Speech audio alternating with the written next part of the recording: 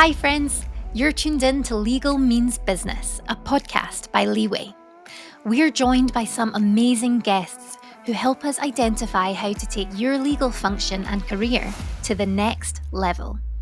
I'm your host, Steph Smith, and we're talking all things legal ops and legal tech, as well as other critical skills needed to help you thrive in the evolving in-house arena. Don't forget, you can watch us on YouTube or listen on the go through Spotify or Apple Podcasts. If you enjoy the conversation, please do hit subscribe and let us know what you think on social.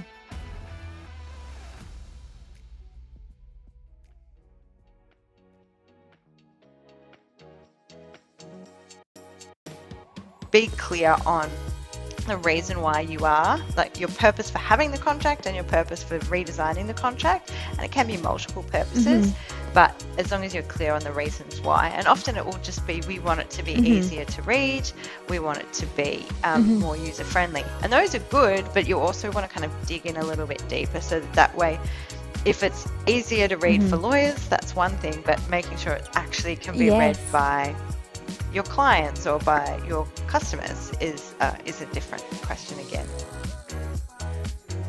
Contracts have been long, confusing, and dare I say boring documents for too long now. This makes it difficult to identify and retain key information or build strong, trusted business relationships.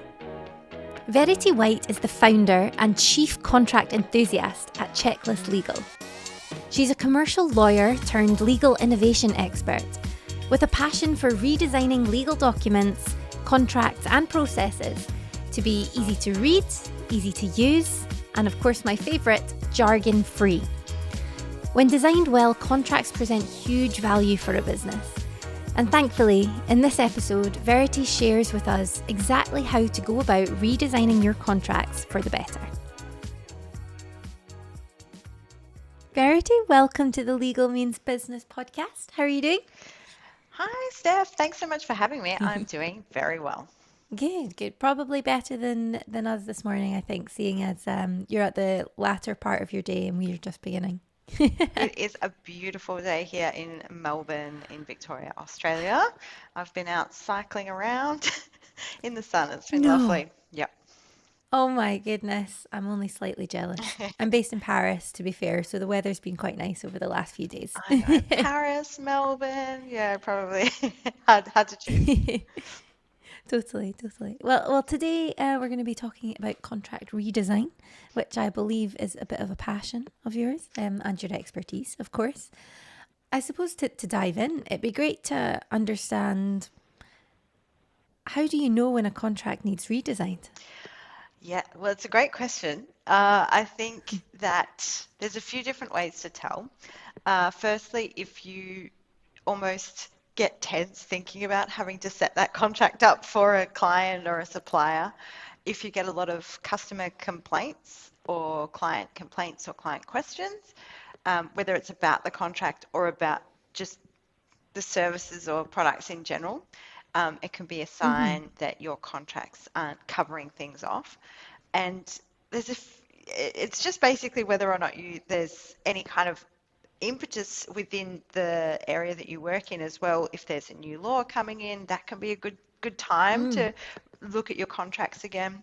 And I always like to do a little check on at the back of the agreement. There's often a section, the notice clause section, and this is, boilerplate legalese that people just copy and paste from contract to contract. And one of the things that you can look for is what I call the contract in the mine of, the canary in the mine, not the contract in the mine, the canary in the mine of contract design. And that is if you're putting in there that people can give notice via fax. So if you're sending notices via fax machine, your contract needs redesign. Fax still exists? It does in some specific use cases. So in Australia, I think there's certain doctors use faxes because it's supposedly secure or something. But in most general instances, you're not sent, but you wouldn't even be able to find a fax machine to send a notice by fax. So that is a good sign that your contract needs a bit of work. And who are you redesigning contracts for? Oh, another excellent question. And contracts are one of those things where there's multiple different users. So there's the Mm-hmm. lawyers who have a particular legal reason for wanting to have a contract there. Then there's the salespeople who might be wanting to have a contract for a particular reason, maybe so they can get Mm-hmm. commission. And then there's Yep. the users who want to, the kind of customers, clients who want to understand, what am I getting? What am I paying for? Or what am I being paid for to do if they're a supplier? So there's lots of different users of a contract, and Mm. that's what makes contract redesign so much fun, such a challenge, because you Mm-hmm. do, when, often you'll say, like, just design it with the user in mind. But which user? You have to think of multiple users and different use case scenarios. So Mm-hmm. I think when you put forward what you're redesigning a contract for, it is preferable to keep the end users in mind, I think, so that way Mm-hmm. you're setting up your contract for the people who will know least about the business, will know the least about, and you're wanting to make it easy for them to navigate. But it does depend Mm-hmm. on the type of contract and a lot of those intricacies about the Mm-hmm. industry that you're in. Mm-hmm.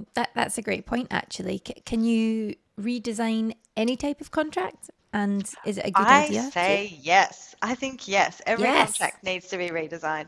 So a lot of when I talk about contract redesign to law firms and kind of really traditional lawyers, they're like, that's fine for mum and dad type contracts, but I work in mergers and acquisitions. I can't be putting icons and like redesigning my contracts. It's got to be a certain way. I need my legalese language and all my jargon. And often the reason why people then not looking to redesign their contracts is because they're inward focusing, because they're trying to minimize their own risk. Well, we've always done it this way, and this Mm-hmm. is just what we know, so they can't really, there's no real need to change from their perspective. But on the other side, I think you'd find that there's so much room for improvement, and that clients from all different industries, small business, enterprise, even up to, like, I've seen some amazing big business contracts. There's really big examples from Shell using visual contracts. SpaceX has got icons and visual elements in their contracts. Telstra, when I was working at Telstra, which is Australia's largest telecommunications company, we've started redesigning and using visual elements within those contracts. So it's from consumers all the way up to big business. Every contract can be Mm-hmm. redesigned. Yeah, Every contract completely. can be redesigned. Yeah, I should put that Yes, on a bumper yes. sticker. Yeah, for sure, for sure. I'm sure Um, you'd get quite a few people getting those, to be fair. Happy to put them on their cars. yeah. Um, and what is the goal? Obviously, we've talked about the kind of triggers that might mean that you need to start thinking about Mm. redesigning a contract or your contracts. Are you focusing on tackling that one issue, or should we be thinking about contract redesign as having some, foundational benefits? Yeah, and I think so. So there's kind of the Mm. reason why you have a contract in the first place. So what is the purpose for having this contract?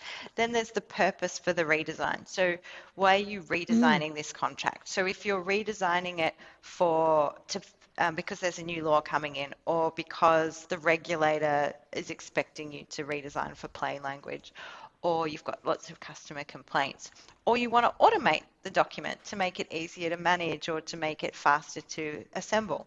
So there's lots of different Mm. reasons that you can put in there.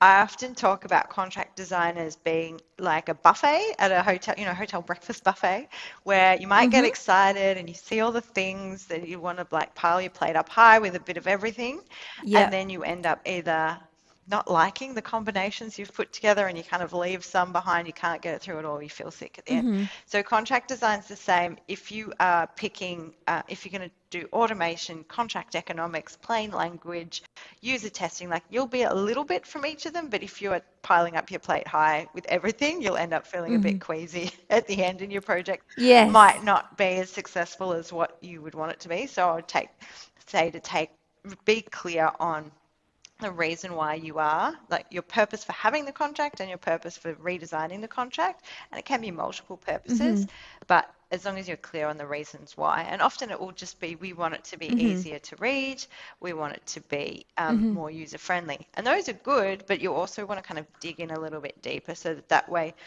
if it's easier to read for lawyers, that's one thing, but making sure it actually can be read Yes. by your clients or by your customers is a different question again. So that's what you want to be testing for. Yeah, that's a great point. And what components are on the breakfast buffet of Yes, so the breakfast legal buffet legal kind of design? starts off with Yeah. just information design on one side, and that can be things like plain language, changing the font, the structure of the document. Then there's kind of things like user testing, which is really important, so you can just test it yourself and kind of get your own thoughts on it, or test it with other lawyers, or then you can go and do like test it with clients. So it's kind of the scale of going from easier to harder, like just testing it versus actual Yeah. client testing.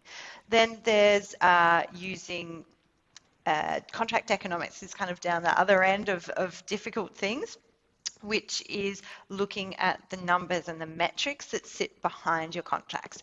So often this can involve, at the hardest level, it can involve specialist software where you might, for example, have every single clause is catalogued and you know every single time that is negotiated or changed. And so based on that particular, once you get the data through, based on that, you might tweak or change that clause, or you might look at, this particular phase of contracting takes us longer. How can we speed that up?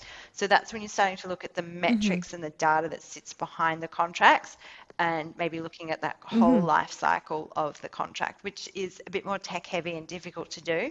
You can get some really basic metrics to start with, around how many contracts are used and how long it takes each time as a starting point, if you don't have that specialist software. And then what else is on there? There's a few other. Automation is a big one. So whether or not you're ready to automate your documents, you can always get them ready for automation, which will make it quicker when you do want to automate them. Starting to think about how Yes. you'll structure them, where things change in the contract kind of sit. Could you put those things together so that they're easier to find? I always talk about doing process mapping as well, so that because contracts don't just magically, I mean, sometimes it feels like they magically appear from nowhere, but there's generally a process Yeah. that goes from whether it's a salesperson having a kickoff call with a client, or if there's a tender that you respond to, or the contracting process doesn't just appear when a lawyer gets a contract on their desk and gets asked to review it or gets asked to create one. You've got to look at both sides of that process and try to see, well, where in this process can we improve it? And then sometimes that might interact with the document. So I look at the contract document and the contract process, and something that slows down a lot of that kind of automation process, as well as the just general document assembly process, is approvals. So if you need specific Yeah. approvals for different sales prices or commission rates or anything that needs an approval within the document, can often slow things down. So I think it's really good if you at Yeah. least have a list of what those approvals are, and then you can go and talk to the people that do the approvals. So if it's a financial approval, can you go and have a chat to the finance team and say, do you need to approve everything or only deals over a certain amount? Or what is it that you're looking for? Because if this is Yeah. standard and locked down, like, do you want to see it? Or like, if we automate it so that way it can't be changed by the sales team, would you feel comfortable like not approving it? And you're just trying to have a chat to see which of the approvals you can reduce, like figure out a threshold for, and which you can hopefully cut out Yeah. altogether. So there's kind of Yeah. lots in that, the different buffet of options of the contract Yeah. design, but those are some of the main ones. When it comes to contract redesign, many lawyers interpret that phrase as just adding pretty pictures or fancy icons. But there's so much more to contract redesign. And here are Verity's key components. Firstly, information design. This is how the contract is structured, the fonts used and the language used, for example. Secondly, and arguably most critically, is user testing. Gathering feedback from your legal team and testing it against internal and external clients is critical to making improvements and also spotting any inefficiencies. Then, contract economics. With this, you are looking at the numbers and metrics that sit behind your contracts.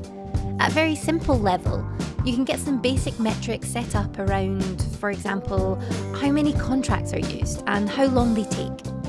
Finally, process mapping and automation. Contracts don't just magically appear from nowhere, as I'm sure you know. There's a process that sits behind them. And by zooming out on this process, you can spot any areas for improvement. I think it's a great point to make, because I think when some people think about a contract redesign, they do probably think, oh, we'll add, or, it's adding pictures and adding icons and things like that. So it encompasses a lot more. Yeah. Albeit, as a non-lawyer, I'm all for adding pictures and simplifying It's a what good we're point, saying. though, because often people think contract design or legal design is just kind of pretty pictures, but it's so much more than that. The way that I think about contract design at a really basic level is you've got the legal content, which you need to get right in your contract. You've got the contract document that you need to get looking good and working well, but then the contract process as well. So it's those three elements together that will kind of work in harmony to create a contract that's well designed. And so, yeah, information design, plain language, user testing, process mapping, automation and metrics are the main elements of that contract design buffet. That sounds good. And so if we were, for the first time ever, we've got a bunch of contracts, say we're in-house lawyers, and we want to go about redesigning these. What's the process? Where do we start? Good question again. So often people think, oh, should I redesign the process? Because the process is, we're being told, the legal team is being told we're the bottleneck and we're too slow. Or do we redesign the document? Because often they go hand in hand. So I would pick, depending on whether or not you have more control over the document or the process, or which one is kind of more of the pain point, then you would either start redesigning the contract process or the contract document. I like to start with the document, because often if you're in-house or as the legal expert, you might be the contract owner, so you can have a bit more say and ownership over that document. So you can get stuck into fiddling around with things and redesigning it to get it looking pretty good. It's always nice to go to people with something that you've actually done, to show them, like, I've started doing this thing. So I would say to get started on the document first, and then the process that I use is what I call reverse sandwich contracting, because the idea is that a contract, traditional contracts are kind of squashed up. You can't really see what's going inside them. It's like looking at a sandwich from the top. You can't really see what's going on in there. I don't know if this is what I ordered. Could be something weird in there. And so the idea is to break open that sandwich, have a look at the different bits and pieces that are in there, maybe get rid of some of the bread or get rid of some of the things that you don't like, that you don't need anymore, and then kind of put that back together with the tasty stuff that kind of changes the really important stuff on the outside, and then kind of just that boring white bread boilerplate that doesn't really change on the inside. Not that the white bread isn't important, or whatever bread you choose, but it's just trying to keep the things that stay the same together and things that change kind of at the front, because that's often those business commercial terms that change all the time, is what people are interested in. Things like price, things like dates and times, and who's and where's and what's are going to be those important business terms. So having your business terms first is a really powerful way to do a basic redesign on your contract. Yeah, definitely. And I think for people who have maybe, I don't know, say they've been working in a law firm or a large corporate, and they move in-house to maybe a more startup, scale-up type mindset, they'll be used to very traditional contracts, I think. So kind of rejigging the contract and the way things are positioned, it can be quite a sense of friction when they're first doing it, because it's not what they're used to, I Oh, suppose. Do you definitely. I find that? think I've been lucky enough to work with quite a few lawyers and law firms who have gone, I've seen go the whole way through, like that kind of, you can see them feeling a bit tense when you start moving, like we might just move this definitions at the back because we don't need it up front. Like this is where we should be welcoming people into this business Mm-hmm. relationship. So we want our front of our contract to be Mm-hmm. engaging and inviting. We don't want it to be like stressful. Um, Term and termination is like the first thing in the agreement is stressful to see. So I think a lot of people do, once they kind of see it, that's why I kind of say have a go at doing it first. Don't just talk about, oh, I want to redesign this contract. Just have a go, like do it and then show people, I have redesigned this. Mm-hmm. What do you think? Would you like to, work on redesigning this Mm-hmm. further? Is a really good way to at least show people what you're thinking in terms of redesigning. Especially if Mm-hmm. you're redesigning it for a Mm-hmm. specific Exactly. purpose, like automation. I've redesigned this so that we can automate it, or I've redesigned it because I know we've got a big push on customer centricity, or, if you can align it to a business goal Mm-hmm. and show the impact that it can have, it can be really powerful. Mm-hmm. And what a great way for the legal team to integrate more into the business and show their value even more Oh, so. 100%. Marketing teams, go to the marketing teams and ask for all the icons. Get the Yes. get the latest and greatest icons from the marketing or the brand team. Ask for the brand voice document and kind of add in some of that flavor where you can. Yeah, it's a great way to show Mm-hmm. that you're human to the rest of the business, and Yeah. and you're not just kind of this like random business unit that kind of says no a lot. Yeah. Yeah, exactly. Cool. So we've tried ourselves to redesign the Yes. contract. Had to go. What's next? So if you've redesigned the document, it's always really good to redesign the process as well. So if you're looking at, even if it's not Mm-hmm. automated at all, if you can look at how does it get to you, what's the process that you can take, and then thinking about that user experience. If you've got time and energy, there's a few different, Mm-hmm. you can do it just a wham bam, thank you, ma'am, like contract design, or if you're going into it in more Mm-hmm. depth, really thinking about the user experience for all the different users on using that contract. Um, if Mm-hmm. you've redesigned it and you've done some testing, internally with your clients or externally with customers or suppliers, getting their feedback is really important with any kind of design project. Get used to Mm-hmm. people telling you they don't like the way that icon looks or they want this move somewhere else. It's never kind of personal. You can always take it on or just kind of keep thinking about things. But definitely getting that user feedback and testing is really important, as well as marking yourself on some of those key things that you wanted to achieve. So go back and be like, oh, what was the reason why we were doing this contract redesign? Oh, we wanted to make it Mm-hmm. easier to read. So saying, well, how was it before? How are we going now? Oh, we've increased, we've decreased the page count by 20%, or so you can measure yourself against the Mm-hmm. goals that you set. So you can track your progress. Mm-hmm. uh, and then hopefully it's just applying for awards and enjoying all the accolades from all your great work on contract redesign. Yeah. Yeah. Totally. Totally. I can imagine it's quite easy. I imagine it's quite a fun project to work on and you can get quite enthusiastic and rally behind it. Is it is it quite difficult to rein yourself in sometimes and remember what your It original goal can be was? for sure. And I have to remember that with lots of my clients now, where we'll start on a specific Mm-hmm. scope and like, oh, we don't know, we just want to start on this one portion. And then they like start saying like, oh, if we expand this out, we could do all of this. So you've got to try and keep an eye Mm-hmm. on potential other opportunities, but at the same time, just try and deliver that one project, because if you Mm-hmm. don't get that one out the door and done, you don't have that proof case to get the Mm-hmm. next people behind. So it is a lot of fun. Mm-hmm. Workshops and contract design kind of catch ups are a lot of fun and really interesting. You always need more time than Mm-hmm. what you allocate, because people Yeah. do get caught up on specific details, or trying to pick the perfect icon. Sometimes it can be a little bit tricky, but I think setting Mm-hmm. that time where you can, doing it in dedicated sprints. Hmm. That's why it's always nice to try and have a bit of a deadline on your project and kind of spacing that out.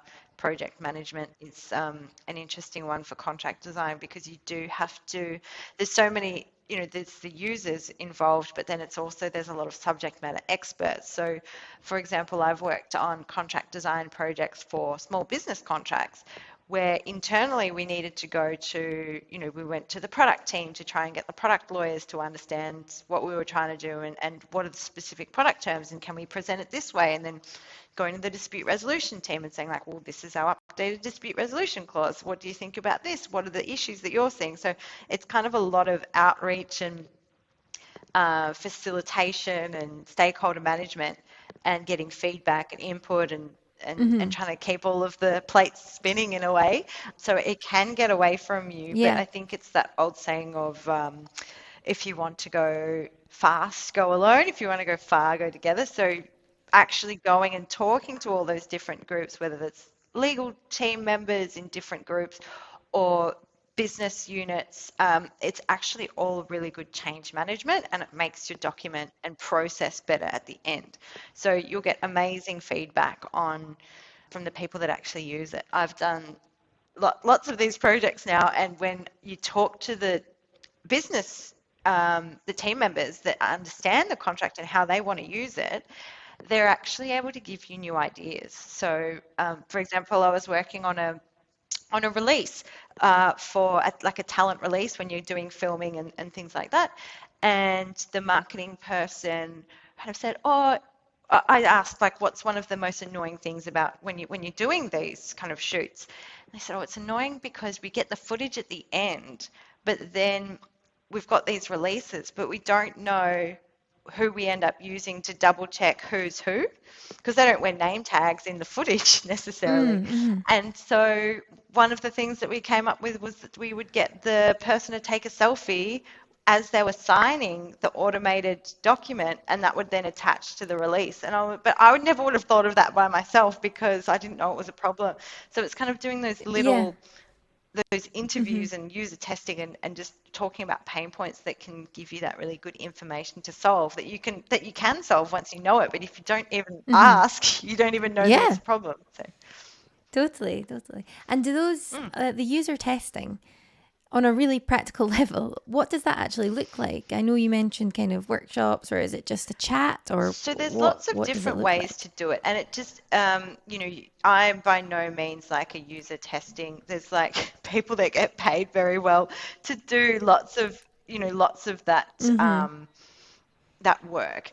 But at a really basic level, if you're testing, Yeah. say, for example, like this new visual, overall, if you've redesigned something to look better or to match up with brand values or brand Mm-hmm. attributes that you want, first of all, you can start off quite broad and just get people to look at the document and kind of give them their broad impressions of it, kind of like a bit of a Tinder test. Like, what do you think about this? Would Mm-hmm. you swipe? Would you swipe on this contract? Yeah. Then you can kind of move down into something more kind of controlled, so that if you're asking people to list Mm-hmm. specific words, so because people might just, with the open feedback, they might just say looks nice and they don't really give you much more. But then if you say, could you give us Mm-hmm. some words that describe the design, and then you're looking to see whether or not those words that they Mm-hmm. give you match up to does it say simple, easy, clear, what you wanted from the project? Then you can Yeah. go even more locked in and get people to Mm-hmm. start doing ratings. So if one of your brand attributes is trustworthy, for example, you could get people to rate how trustworthy do you think this document is? And then you're starting to build a little bit of science around the design and the user testing. Um, Other ways to do the testing, if you're wanting to do something like if your pain point might be processing time, so if it's how long it takes to set up the contract, you can do the comparing before and after. That could be just in a fake test of a few lawyers trying to do it or whoever sets up the document. Mm-hmm. It could be some testing with clients and running them through it, just asking them their thoughts on it. It can, yeah, it could be, there's lots of different ways to test it, but those are just a few. Yeah. Mm-hmm. Completely. And the whole process sounds like you're kind of challenging your assumptions and challenging every clause, challenging every word, just kind of stress testing the contract, I guess. Is that fair to say? Yeah, I think so. I mean, it's often there's kind of the base level pass that you can do. There's some work that you can do where you kind of once you get your head into this, because plain language and legalese is kind of like a whole. Trying to translate it directly is quite difficult. I think there's some work that Google Translate is doing to translate legalese to plain language. I'll be interested to see how that goes. But sometimes the intention behind a particular clause is it's meant to be vague, or Mm-hmm. you can't explain it completely with, making it super clear. And so then that's when it becomes, like you said, the stress Mm-hmm. testing, like going to the people and saying, oh, by the way, I would like to delete this clause. Do you need it? And then they have to kind of, it's Mm-hmm. quite challenging for them often because they have to think, I don't know, do we need it? But we'd like to have it. Mm-hmm. I'm not sure. So it is a little bit of that discussion Mm-hmm. on do we keep it? What is it? Love it or lose it? Kind of get rid of this clause. Do we need it? Do we have to have it? Yeah. Can we get rid of it? Does it Mm-hmm. do anything? So there is a bit of that stress testing, and Mm-hmm. it might not be on every single clause, but it's definitely on some of those key ones. And I think most contracts will try to have those key areas that you look at depending on what the purpose of the redesign is. Mm-hmm. Mm-hmm. Yeah, brilliant. And I know you've mentioned a few, but just so we're clear, what would you say are the kind of key clauses that you touched on there, Oh, so or that you think? in terms of redesign, I like to have a really nice front page. Again, it's the Tinder kind of Mm-hmm. welcoming, but also, imagine when you arrive at the airport, you kind of want to know, like, where do I go? What am I doing? And you want to be directed Mm-hmm. from that front page of the document. So that is, even though it's not Mm-hmm. necessarily a clause, but it's kind of that whole thing, really clear up front what's Mm-hmm. going on. Uh, I think the ones that people tend to care about is always going to be around price and scope. Yep. So there's a few ways that you can do that by kind of making it clear where the dollars are, making it clear where Mm-hmm. the scope is, what's included, and I think that's really useful. I also Mm-hmm. think having a clear path to what happens when things go wrong is really important.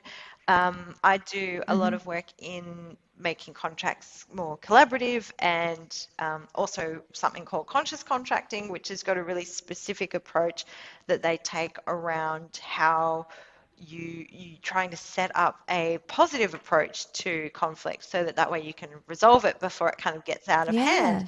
And it's all about relational Mm-hmm. contracting, and it's not you don't necessarily need it for really transactional um, contracts that might not, like just like click to agree, we don't really mind. But if it's like a big enterprise partnership type agreement, or even a small business but a really close knit relationship with like virtual assistants or kind of someone who's going to be really integral to your business, thinking about how you'll handle conflict together can be really valuable for you personally, because it's kind of like a little bit of that growth, like how do I want to handle conflict proactively, Yeah. and it's kind of getting into that, maybe it's a bit woo-woo for contracting, some people might say, but I think that it's really important to understand as a business Mm-hmm. or as a human, how are we going to resolve issues together, because they'll definitely crop up, things are going to change. So how can we work through them together? So those would probably be some of the key ones: front page, price, scope, how we're going to handle disputes. I think the one that people spend a lot of time on is often liability and indemnity. I think just making sure that things are fair and balanced is a good approach. Mm-hmm. And making sure that you've got a clause that you're happy to stand behind. So I think those are the main ones. I also make sure I get rid of words I don't like shall. That's one of my bugbears, a few bugbear words that I like to get rid Mm-hmm. of those and just make it clear what's going on. Doing the scan through for any Mm-hmm. passive language, so that way it's kind of the active voice where you Mm-hmm. can. Um, yeah, I think those would be the main kind of basic ones. Verity gives 4 examples of what you might want to improve when redesigning your contracts. Firstly, the front page. This should clearly explain what the contract is all about and include any key information, usually around price and scope. Secondly, defining a positive approach to conflict. This means articulating that sometimes issues do arise, but emphasising that you'll work collaboratively to resolve issues before they get out of hand. Then, when it comes to liability and indemnity, be sure to take a step back and challenge yourself that the clause you've created is fair. Lastly, always scan through your contract and remove any passive language. Being more action-orientated brings a contract to life and creates further understanding for the reader. A key feature of all of this is conscious contracts, which is all about making contracts more collaborative and balanced, as well as better understood. And it sounds like, so you've redesigned it, you've tested it with all the users in various different ways. It sounds like it'd be hard to not have a brilliant contract at the end of it. But I suppose, how do you know when you've, created a good contract through the redesign process? Well, my favorite thing to hear is when I've done a redesign project for a client, and then so an in-house legal team, for example, and then they've rolled out that contract, but then their customers give them feedback that they love their contract. So that is like perfect when it's not just internally like lawyers high-fiving each other being like, yay, we used Arial font instead of Times New Roman and like we've changed the world. Yeah. But if it's actual feedback from people who don't even know that you've redesigned your contract, they just were like, this is the best contract I've ever seen, or that was so easy, that was so quick, and just I've had feedback from when I'm delivering some of my contract design training. One of the attendees came along to that and then redesigned the contract and showed it to her internal client, and they squealed with delight, which is amazing feedback. Like getting someone to squeal with delight when they Yes. see your contract is a high bar to follow. But even just noticing complaints might drop down on particular issues if that was why you were redesigning. Things like speeding up. You'll notice that problem that was a problem with that contract might just not be there anymore. And so it's those kind of things that can then, maybe you're not as stressed when you think about that area of the business anymore. Even a Yeah. lot of those things will show you like, oh, thank goodness we redesigned that contract because that is such a smooth process now. Hopefully it shows in things like conversions, if your contracts are being, knocked back, or it could be shorter times to sign up new clients or new partnerships or new dealers. So there's lots of different indicators that hopefully you thought about the reason when you were designing it, and then once you double check those at the end, seeing that you've had success in those areas, and then hopefully you'll get some good feedback as well when people say, oh, that contract's great. Or even if they just go, even if they just kind of like it a little bit, is also a Yeah. big win. Yeah, for sure. Definitely. And I've heard you talk about the slap test. Could you walk us Oh, through what that is, yes, please? I certainly can. Now, the SLAP test, it's called SLAP. It's an acronym. It's not, and this was around before the Oscars. I'll have you know, I didn't just come up with it. So the SLAP test is something that I kind of came up with as this way of how do you know, like a little bit of a quick test to see when your contract is kind of ready, or how it's kind of scoring, so you can score it. So each letter is an area to check your contract in. So SLAP is structure, likable, automated, plain language, and pictures. So structure, the kind of question that you ask and you give yourself a score out of 10. Is your contract structured like a reverse sandwich contract? Is it structured in a way that makes sense, that puts the business terms first? Likable.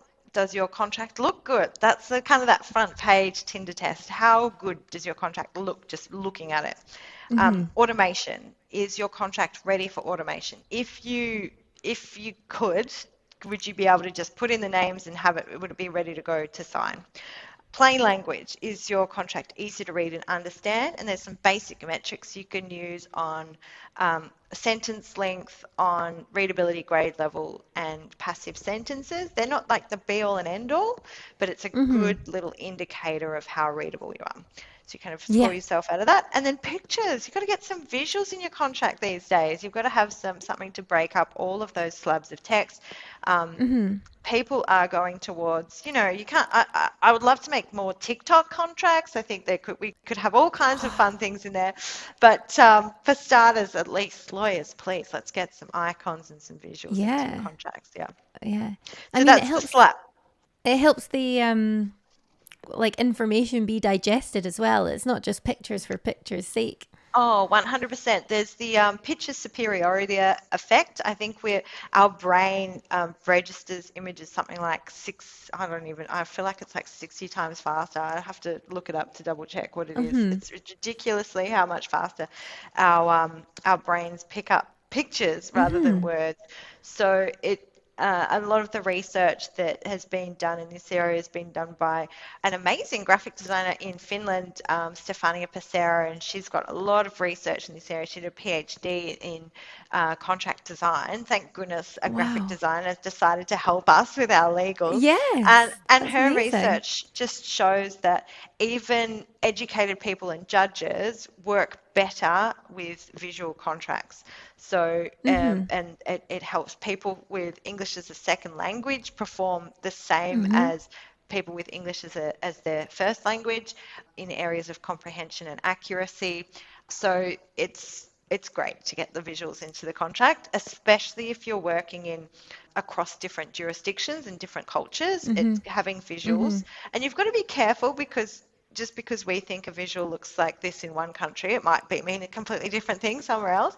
Very But if true. you Yeah. can find, it takes a little time and effort, but that time and effort is paid off.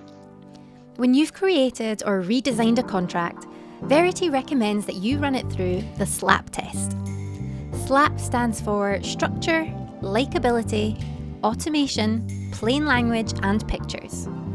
So, structure. Is your contract structured in a way that makes sense to all parties?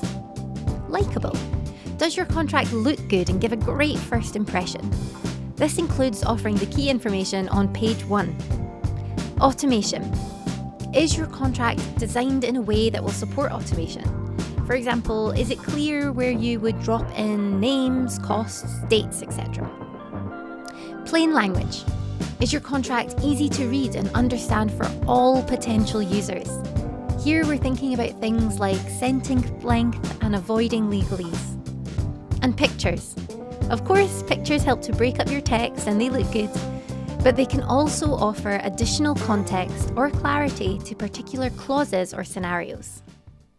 And just to finish up, we've touched on many points there, but what are the kind of business impacts of better designed and redesigned contracts, I suppose? Whew, gosh, there's so many. And it often does depend Mm-hmm. on the size of your business and what Yes. you are redesigning for. So I Mm-hmm. think that certainty about what's in the contract is one that lawyers will often be surprised about, because when you start redesigning it and you start asking like, why do we have this clause? And you'll start to realize that no one knows about this clause, or okay. So you'll start to actually have certainty on your business Mm-hmm. practices, and it gives you that understanding of that area of the business from end to end. So Mm-hmm. faster sign-ups, so faster to get clients or suppliers or whoever onboarded, and that can often mean that you're getting revenue in earlier, so which Mm-hmm. can compound over time. In terms Mm-hmm. of reduce complaints or reduce questions, that can be a really powerful impact as well. If the contract's really clear, so if there's an issue or someone can read the contract themselves, they don't have to call in, they don't have to kind of Mm-hmm. go to their account manager, and then the account manager doesn't know, so then they come to you. So Yeah. it's kind of one of the ways that you can have the contract be an extra team member, an extra set of Yeah. hands in your business. What else? So faster, I think less stress. So with the less questions that Mm. are coming in, it can be less stress for for customers because they can kind of self-serve, they can figure things out, less stress for internal team members because they can answer client questions, or they can just figure things out themselves, less stress for the legal team because they're not getting those basic admin questions or the basic questions that Yeah. could be answered just by reading the contract, because the contract is now readable. Hopefully you don't Yeah. have those questions. Faster, less I think as well, stress. like the business teams who are using them, I feel it must be easier for them to get behind well designed and well redesigned contracts, especially if they've been involved in the process and been asked their feedback. I think that would certainly create a more of a legal culture for outside of the legal department as well, I suppose. Yeah, definitely. I think people have a lot more ownership over the documents and are a lot more proud, kind of they're happy to stand Yeah. behind them and put them in, as opposed to like, oh, just like, here's a contract, or whatever, just I don't know, yeah. So they kind of are a bit Yeah. like, oh, Oh, I it's a hope I legal hope the thing. client Yeah. doesn't ask me any questions about this because I don't know how to explain Yeah. it. So I think it does create that a bit of a buzz around the contracts and being, especially for in a sales-based business, if you are trying to do a lot of like, talking and you're schmoozing and everything, and then you put the contract down, it's like a bucket of cold water because it's all really hard to read. It's Yeah. like, I thought you were saying you would be easy to deal with and you're forward thinking and innovative, and your contracts are like the ugliest thing I've ever seen, or really difficult, and kind of the clauses are all one-sided. So being able to present a contract that extends the brand promise, if you're saying you're an innovative company and you haven't redesigned your contracts, you're actually probably kidding yourself, because your contracts are, if they're the main way you generate revenue, then they're actually a Yeah. really powerful business tool that you are completely overlooking. Yeah, totally. They're the engagement ring of business relationships, I suppose, aren't they? That's So right. it's Oh, love that. Love that. Yeah, they are so the they should be engagement as ring. sparkly as well. That's right. They should be. Yeah, exactly. Yeah. And Yeah, but useful too. of Is there course. an engagement ring that can be like, can do some work as well, right? You can wear it in the you Yeah, can exactly. dig a hole with it or something. Uh, Exactly, exactly. No, that's brilliant. Perfect. Well, thank you so much. I don't know if there's any final things you'd like to add around contract redesign or anything at all. yeah, only if you would like I think I can share links to different bits and pieces with you Yeah, if that would be amazing. your And it'd listeners be want great. the I know first you have a chapter. great book as well. If you want to give it a quick shout out, that would be Sure great. thing. So, Yeah. create contracts clients love is the book, and then there's a little workbook that comes with it. That's where the little slap test is in there, and a few other fun things. But I'll pop a link for you to first free chapter if anyone is Oh, interested brilliant. in that. They can get the first I'm free sure, chapter, and they definitely. can create contracts clients love. Amazing. Well, thank you so much. It's been such a lovely time speaking with you and going over all things contract redesign, which even as myself as a non-lawyer, I really do think it's quite an exciting space. And I think everyone can kind of rally behind the whole concept of contract redesign. So it's It super is exciting. exciting, Steph. I'm glad you're excited. I'm excited too. Good, good. Well, thank you so much. It's been a pleasure.